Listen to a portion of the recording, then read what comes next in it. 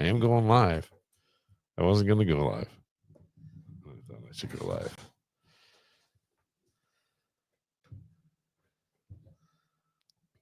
Is that your leg that I just kicked? No. Okay. It's my penis. Oh, I didn't want to do that. I didn't want you to either. Oh, Facebook caught that one. What? It's going to about hit my leg and I said, penis. It's all over Facebook.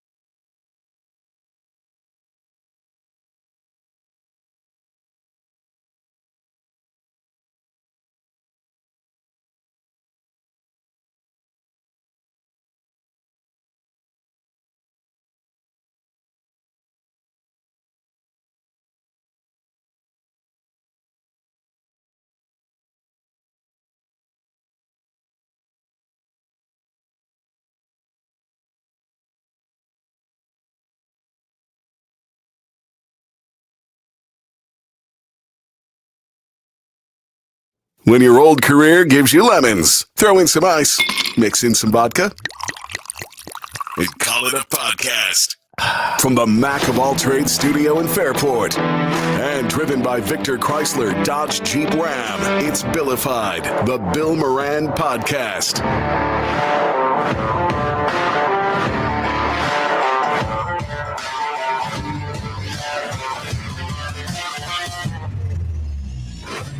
Well, hello and welcome. Thank you for getting your pot on. Thanks for telling a friend. A little bonus episode here on a Friday because Kevin said, hey, do you want me to reach out to a friend of mine in Los Angeles? And I went, who the hell do you know in L.A.?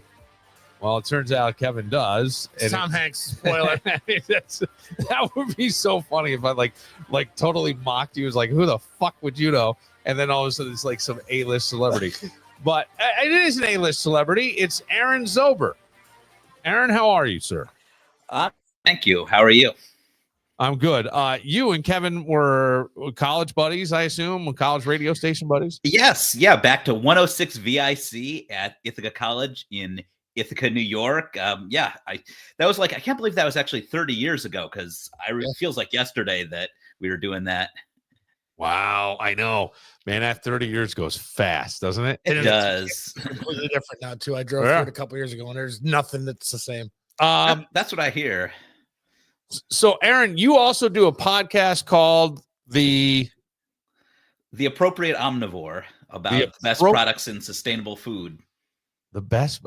Okay. The Appropriate Omnivore. I like that. Maybe it's something that can help you lose some of those elbows. Okay. All right. Thank you. Maybe I could use some help. I could definitely use some help. So, Aaron, the reason we wanted to talk to you was what's happening in Los Angeles in the fires. Yes. And maybe you can kind of paint us a picture right now as to what is happening and where are you in proximity to all the action? Right. So I live in the neighborhood of Highland Park, which is a little bit south of Pasadena. So I'm not far from where the Eaton fire is. Fortunately for me, I'm out of the evacuation area, and that's one of the major fires. I know there's also a major fire up in Santa Clarita, and the biggest one and what's often a site of the fires is Malibu. That's this is Palisades actually, which is next to Malibu, but that area on the coast often there's a lot of times fires in that area. Yeah. How many years have you lived in LA? Let's see. So I've lived in LA about 25 years now. You miss Cleveland? Oh, there's certainly parts of it I miss. Oh, don't lie. What part? The weather? The sport teams. I'm still a Cleveland fan, so Yeah. I miss going to those games. I think that's probably the main thing. Yeah. So I would think the weather's got to be pretty significant where you are. Yeah. So with these fires, and as you started to say, I felt like he said, and correct me if I'm wrong, they're always up in Malibu. Right. That area is a common area for the fires. Because here's what I know a little bit about California. You get some big winds there. And here's the thing that I find all this really sort of frustrating, because for the rest of the country, never having dealt with these kind of fires, like it's also your air quality. It affects beyond the people that are directly affected by the fire, right? There's a lot of and traffic, right? Just try getting anywhere, and now you've got close. And LA's got some of the worst traffic on the planet. Yes, but, yeah. Go ahead. Yeah, the air quality is a very good point to bring up, because even if you're in such as an area where I am, which is considered safe, you still have to look at the air quality. I recommend the site Purple Air. It gives a number of the quality, and you want to be in the low numbers, the green colors. So it's something that I've been paying attention to, and it's a little better today. But yes, wherever you are, there's the air quality, and this is something that I've known from living in Los Angeles for the time that I have, that even if you're not in the areas of the fires, I remember, this was like 20 years ago when there were, again, fires in Malibu, and I was working in the Valley, which was closer to Malibu than where I lived. And just being like the West Valley, one day seeing ashes just in the air from being in, it was right. You go out in your car area. Well, I just remember 2 summers ago when people were bitching here about the Canadian wildfires and the smoke, and it wasn't nearly as bad as I'm assuming what you guys are going through right now. Right. It was bad because he's so much closer. And when we would go out there, it smelled like campfire. Campfire, right. Yes. And your car was covered in ash and all that stuff. And that's how many miles away versus that was in Western Canada. Yeah. So it caught the jet stream and came a little east. Yeah, and it was an important thing that I learned actually from talking to a friend today who had to evacuate, sadly, from the Eden fire. She said that, like, even like when the fires are done, that they're still like, and even if the house is there, that there's like work that needs to be done to the house because of like the air and some of the ash that gets onto the house in that evacuation area. Sure. Well, just in your vents and stuff, I mean, there's many layers to this, but the one that's sort of bothering me is for people outside of LA, the headlines that I'm seeing. It's so frustrating to me because there's one today, okay? And did you do some research? I didn't. I didn't do research. All I did was I would like to just see if we could logically think through this, okay? It's 2025. That's not a chance. Okay. But these are the things that really, really bother me.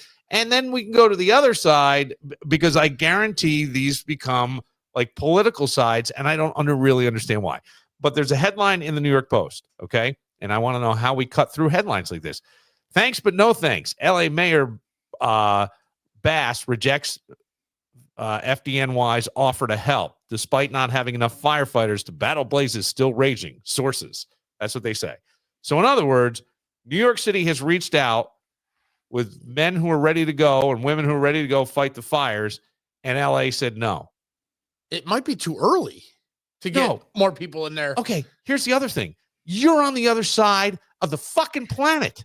Why am I going to pay for that when I could probably go to Oregon, San Diego, or I could go to San Francisco and get those fire guys to come? Do you understand what I'm saying? Absolutely. Or Arizona. That's the stuff that I go, but of course it'll become, well, they don't want our help.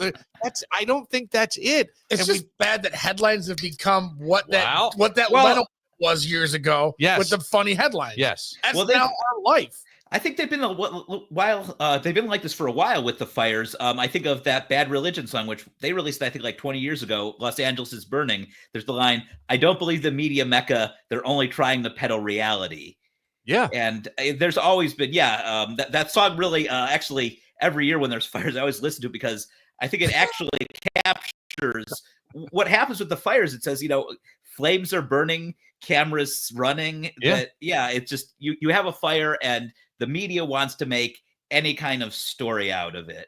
Well, I can't say, like, this one seems like, you may want to warn some people, because this got big and out of control. And now I think 2 people have been arrested for another fire that is came up. It was arson, but it was further inland. Is that the one James was talking about, the letter and the hairspray? Yeah. Well, that's the majority of these fires in California. They're often started by arson. Actually, this is the interesting thing. And I also want to say, I don't want to give people the wrong impression. There is good information to get in the news about it, but you also have to be careful with everything you hear. Right, but what is the NYPD being turned down, or FDNY being turned down, have anything to do with what's actually happening out there? That's a very weird one. That's one.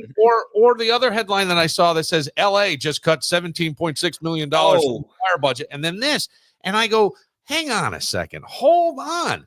I have no idea what the LA fire budget is, and I don't know what's allocated on what line. Yes, 17.6. Very good points. It's actually not that much. There's a lot. So I've actually, because I've seen so much about that, and many people, fortunately, with the benefits of social media, as we love to sometimes hate on social media, it's actually been a good community to discuss the truths of that. So apparently there was at one point there was a 17 million budget cut of like a budget of 817 million. So that's 2%.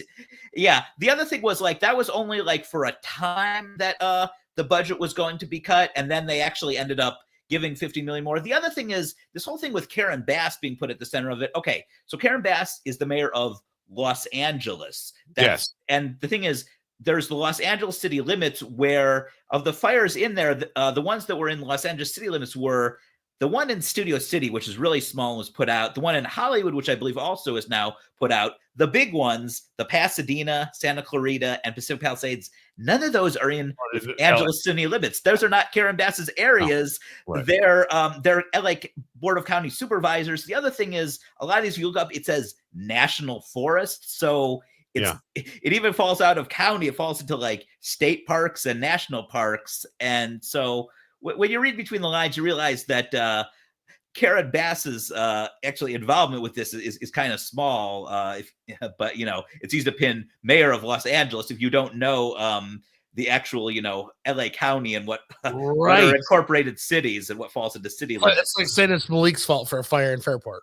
Exactly. Exactly. That's a great example, Kevin, because and I'm so glad that Aaron said that, because these are the things that are the headlines that have been really bothering me. That and the fact that then we're going to focus on I keep wanting to say Kevin Muir. It's ABC News. David Muir. Yeah. David also Muir. an Ithaca College grad. Oh, did not know that, fellas. It's my roommate. Congratulations. Brothers, we room together. He had a clothespin holding his fire retardant jacket back, right? So people are saying egos. He wanted to look more svelte, his narcissist. And all I saw was a guy with no microphone in his hand, which means he has a lapel mic on. And those fire coats are noisy, and it's windy, and it's flapping around. And why not pin it? But I don't. I've never done TV, so I don't know.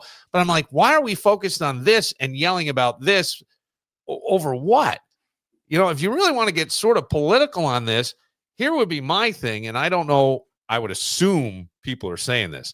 You mentioned, Aaron, that there are fires often in Malibu. Malibu can get some wild winds, really wild winds. There's also a homeless population that likes to hang out on the beach, and they'll, fall asleep with a cigarette somewhere, and the next thing you know, you got a wildfire. It's a recurring thing. So why are there still above ground power lines? I grew up in a really, really, very rural area in the 80s. And even then I was like, why aren't they putting them underground? We would lose power one time for a week, so these above line power lines, trees go down. And one of the first things to go over is going to be probably a telephone pole or a wire pole, right? I mean, because there's nothing there to hold it. I don't even know how deep in the ground it is. And then on top of that, once they're down, they could start a fire. Mm-hmm. And then how the hell is a fire truck going to get in there? Because that's live wires. Who's going in until you can figure out? And there's a lot of, I've seen a lot of friends out in California that have no power right now. They're not. Yes. And and a couple times power's gone on my house. It's not been for long amounts, but I have witnessed power outages during this fire, Aaron, or no?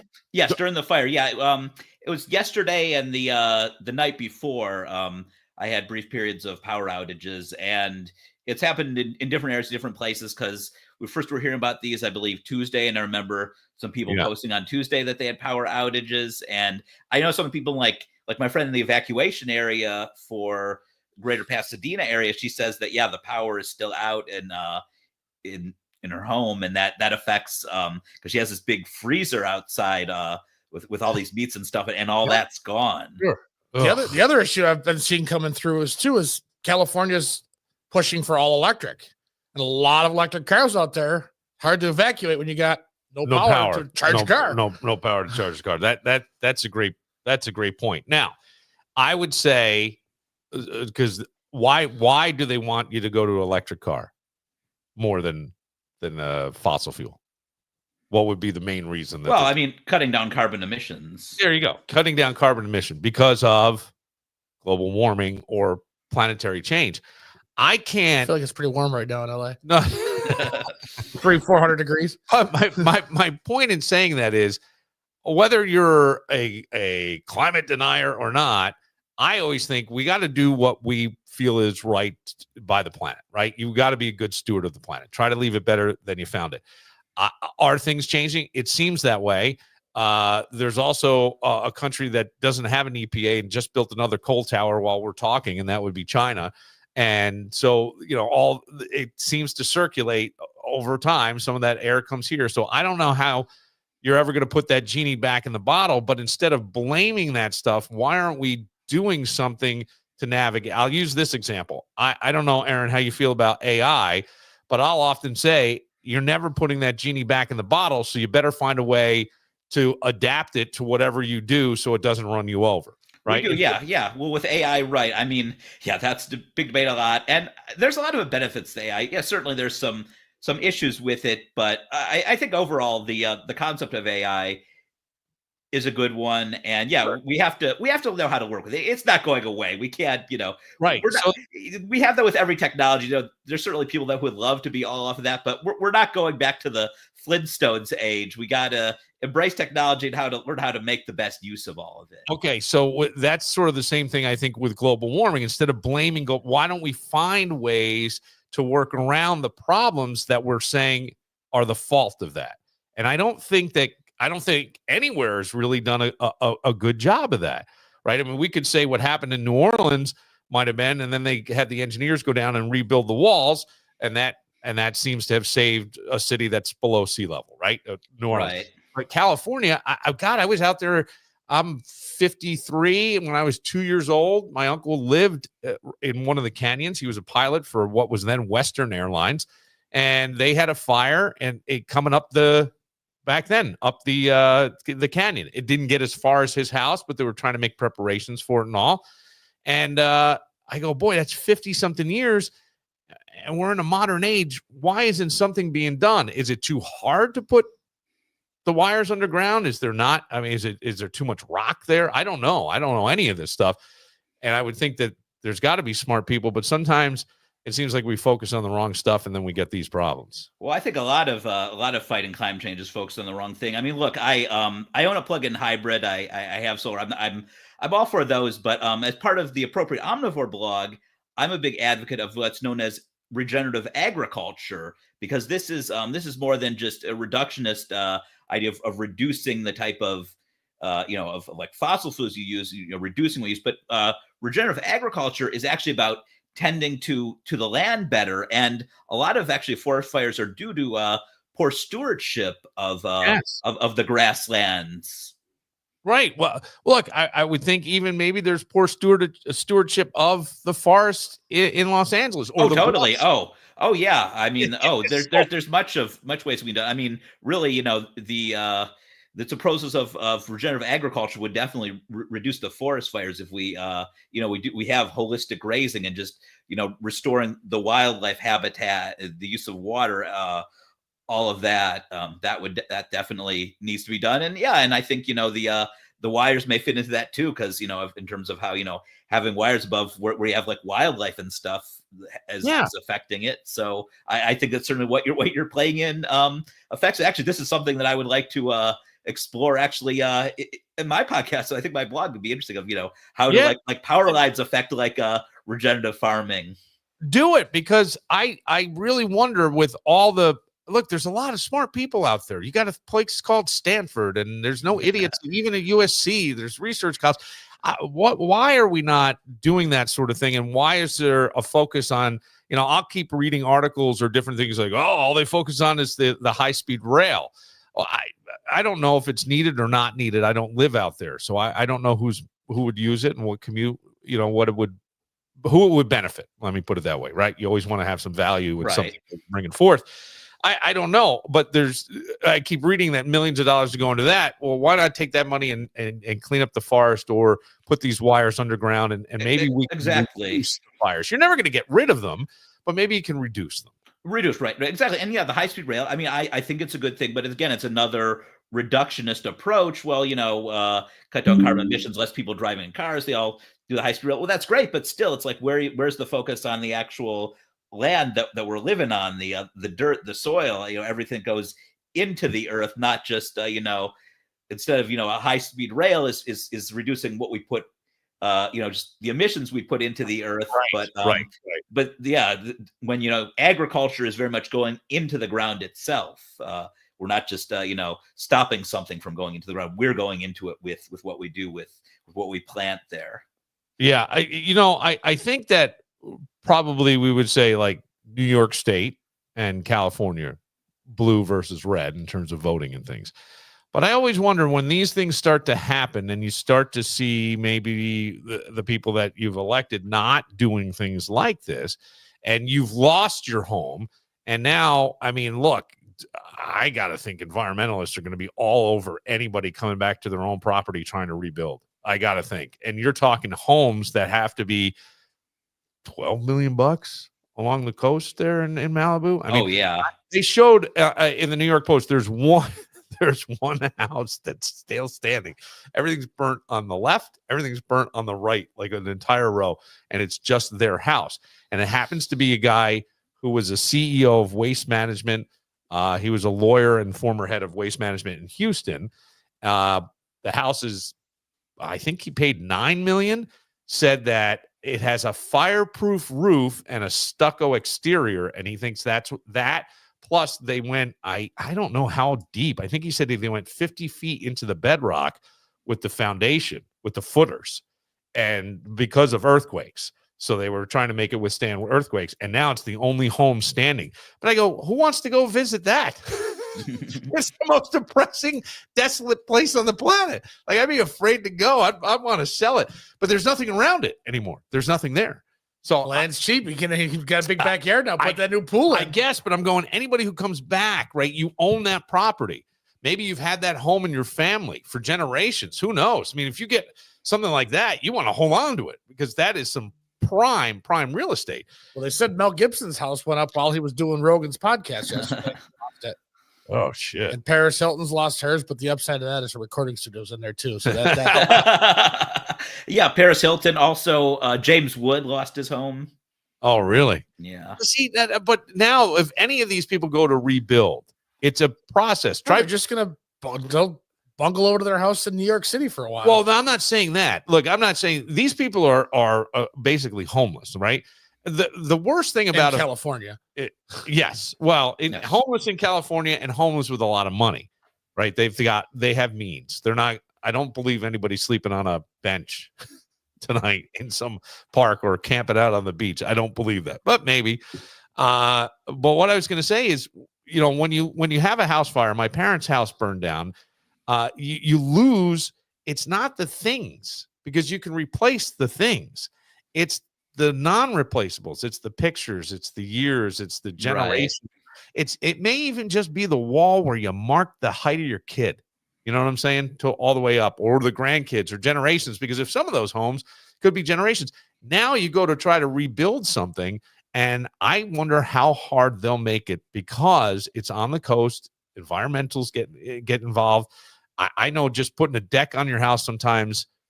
I remember doing one in a neighboring town to where we are now in New York State, and I had them out visiting me daily when I. Oh yeah, you know what I'm saying? Oh yeah. Well, I give you my whole stories because right now, I mean, unfortunately, I'm fortunate that my house not being affected by fires because I have some construction that's finally happening on my house after so much back and forth with LA Department of Building and Safety that it's crazy the hoops I had to go through to get getting this new garage that I'm getting, and also getting this this pergola put up in the back of my house and everything that I had to go through in the back of your house, which they've got to. And how long did it take you? Oh, it was like, I think, I'm trying to remember, it was like it was like 5 months maybe, all this stuff sorted with changing designs, the architecture things, and then it's one department after another, and so it's a thing where it goes to one department after another, like another department needs it, and the next department has really no record of what the previous one had. So it's like me doing it all myself. And because the interesting thing is, my day job actually is collecting releases for unscripted TV programs. So I'm one that does this. Okay. And my thought is if my process was ever similar to how the city did that, taking 4 months to get this appearance release of this person at the shoot we did. I mean, I would be out of a job. That it couldn't work like that. No, Aaron. So, Aaron, I'm so happy that you that you could relate to this experience. So happy you're miserable about your grind. No. That isn't what I'm saying. That isn't what I meant. But what Aaron's saying is there's so much bureaucracy. Oh, yeah. Why you want to cut your budget? Cut some of that shit out. Mm-hmm. Why do we need all that? The guy's put up a pergola in his backyard.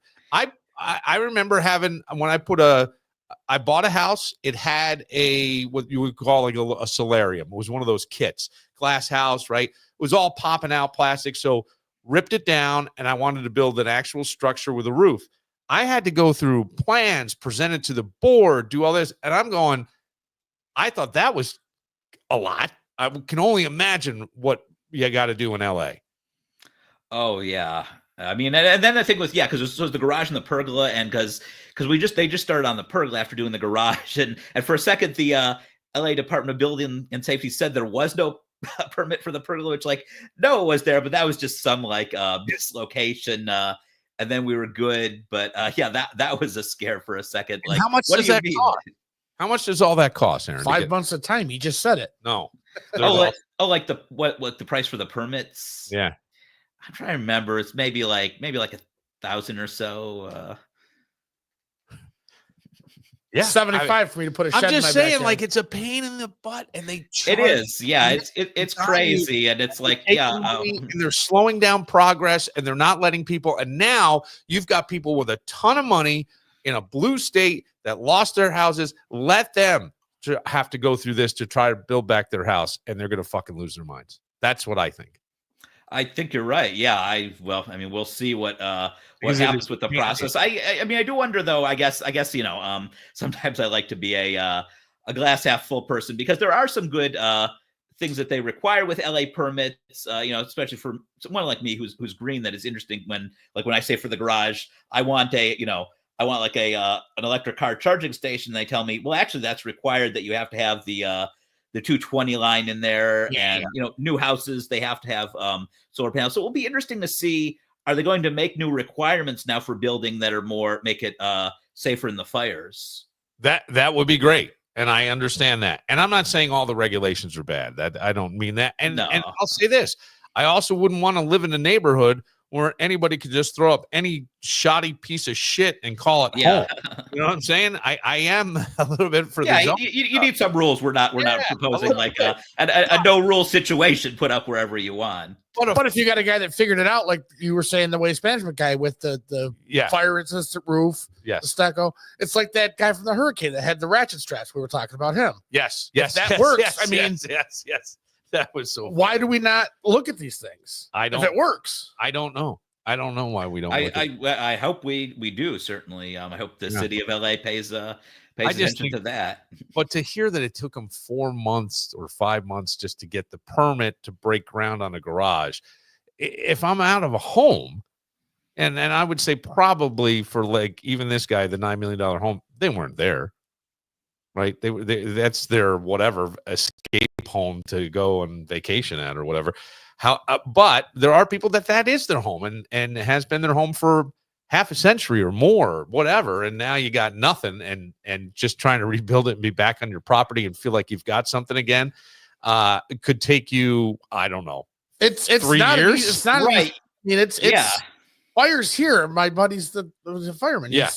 Typically, you have fire here. It's a year before you even get back in the house with anything starting. Even to just getting clear the the insurance debris. stuff and just getting it fixed. Yeah, I don't remember how long it was for my mom and dad. Probably about that. It's not as simple. It's not like 2 weekends we're cranking things don't out. make it harder. Because then you got to fight with the insurance company. Well, it was the dehumidifier. Well, it was the dehumidifier. No, it was the cord of the dehumidifier. No, it was the connection of the cord. That company, it's their problem. They got to pay for it. It's a mess. Yeah, and also because we're focusing a lot, we were talking a lot about the stars up in the Palisades, the lesser homes, but like the other areas, like for instance, take Santa Clarita. I mean, that's a great middle class area for families, to raise kids, and then focus on an area like that. Those aren't celebrities with their New York or Colorado homes. They're a lot of them. That is their house. They worked hard, and they bought those places in Santa Clarita, and probably for $1 million. Mm-hmm. Right. That's where. Yeah. Right. Because that north part of LA is now seen where a lot of people are living is more affordable homes in areas like Santa Clarita Valley and Antelope Valley and Simi Valley. Right. And those more affordable homes, I got to think, are a little bit north than 1 million for the home. So you're asked for that, and you probably don't have the $9 million home in Malibu, right? So that is your home, and it's gone. And now what? And that's crazy. And the thing is, like, when my parents' house burned down, it was just their house.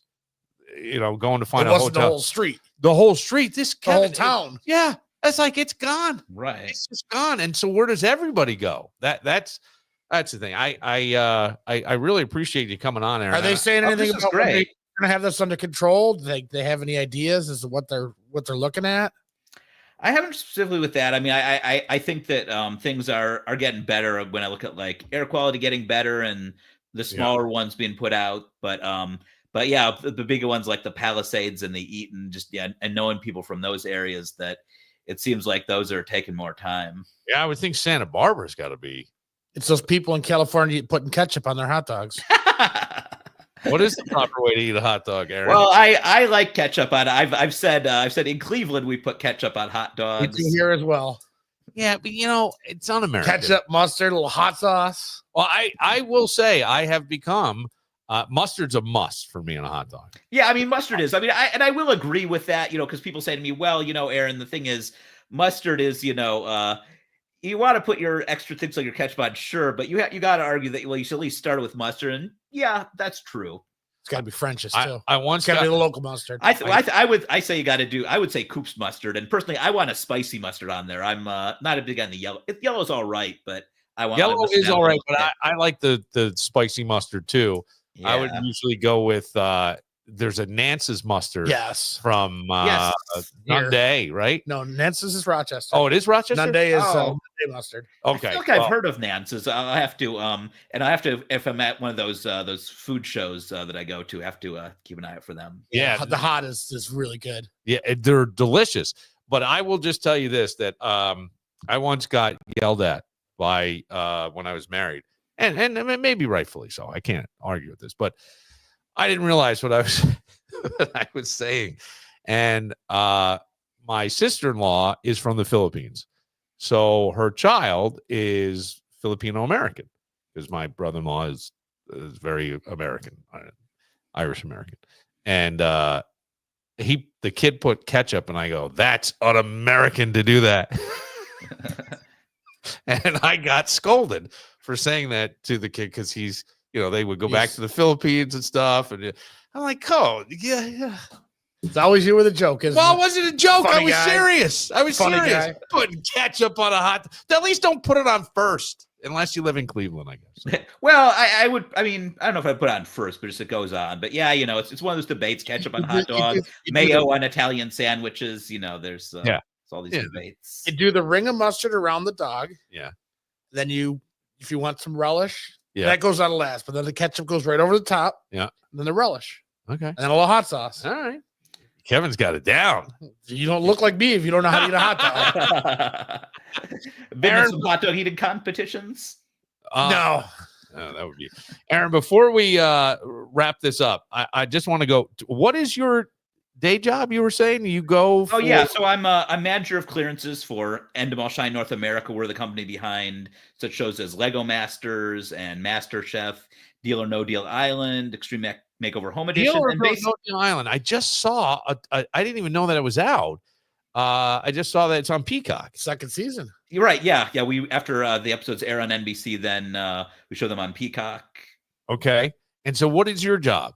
So I'm the manager of clearances. So basically, it's making sure that there's releases for everything. So I work a lot with any kind of third-party footage and photos, making sure that we have that released, to obtaining all the appearance releases for people and photos and the background of shoots, location permits, and then approving just any kind of intellectual property, like when we come up with challenge names and set designs, making sure that that all of that is good. I'm essentially a liaison between the production department and the legal department. I'm not an attorney, but I just come from a background working in TV. I looked for a way to advance and found this job doing that kind of work. And I certainly, anything that comes outside of my knowledge, I have attorneys I consult with.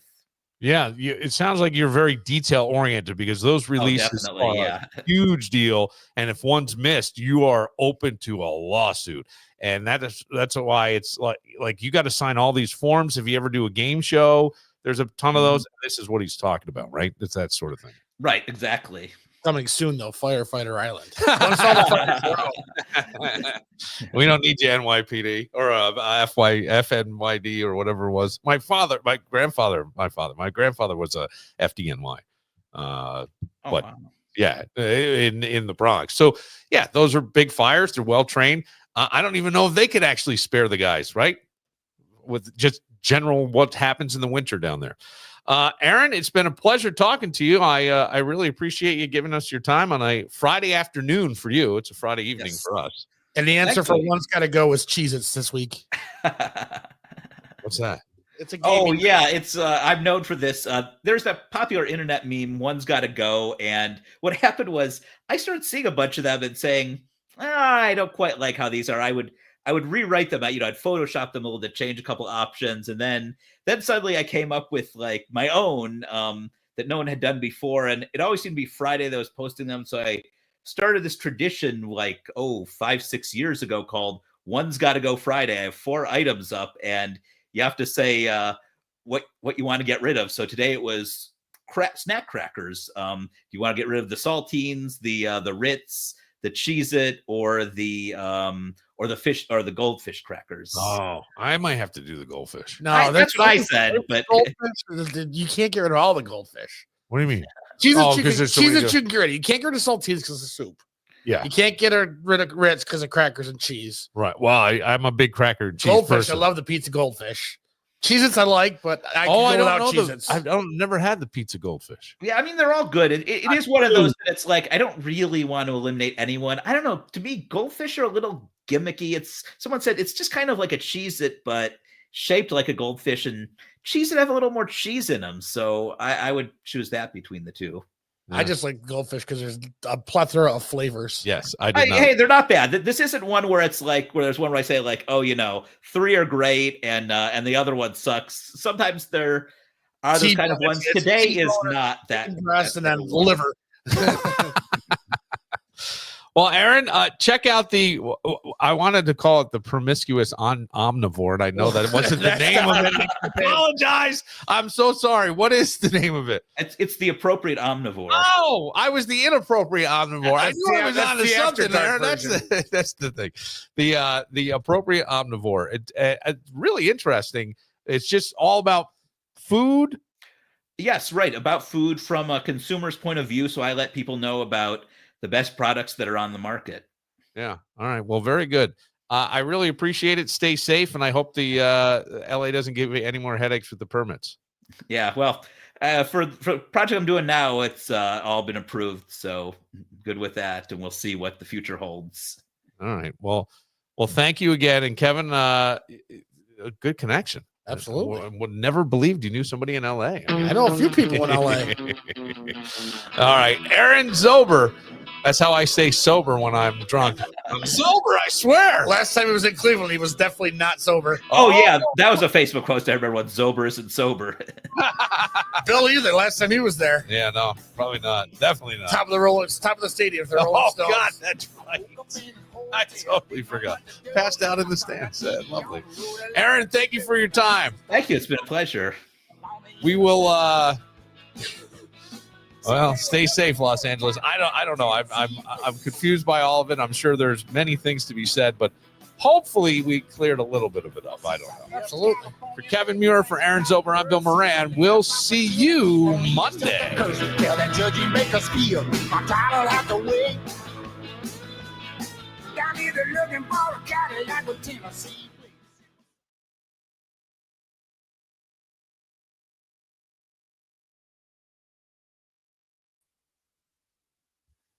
Hey, thank you very much. Oh, thank you. Yeah, that was a lot of fun. I'm really glad to have done that.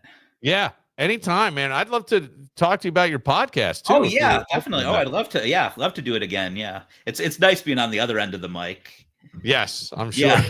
Oh yeah. I mean, I've had a few people like on my show. You know, the people that do podcasts, and I always love to say at the beginning, I say, so, you know, I know you do a lot of interviews with it. So now you're on the other side. Right. Yeah. Oh yeah. Well, I think it would be fun to find out a little bit more, maybe food things. Definitely. You ever do weird food combos or anything? I post some weird food combos on social media. I do like bacon with almost anything. Like I've come up with a lot of things like bacon wrapped Oreos. I have a maple bacon sundae. Wow, that actually sounds really good because it's the sweetest. Somebody put out a recipe. It was on Facebook, and I almost threw my phone across the room because they were talking about carrot bacon. And how to make carrot bacon. I'm like, no, don't reinvent bacon. No, yeah, You're already giving us turkey bacon. We don't need that. That's like a vegan thing saying like carrots are bacon. No. You can't have that word. It's like that defiles the word of bacon. You can't use that. You want to call it like thinly sliced, salty, fried carrots. Okay, but no, you're not associated. When your with old bacon. career gives you lemons, throw in some ice. I restarted mix in some vodka. I was wondering what happened. Doing? I restarted the audio of us, so I apologize. All right. Well, enjoy the rest of your LA day. Thanks. Yeah. And Enjoy stay the rest safe. of your day. You're in New York. Yeah, we're in New York. Yep, not far from Ithaca. Yeah. Well, Kevin, thank you so much for inviting me. I really thank enjoyed you for this. coming. I appreciate it. All right. Thanks, this guys. was cool. We'll see you later, Aaron. Have a good one, buddy. See ya. Yeah. Great to meet you.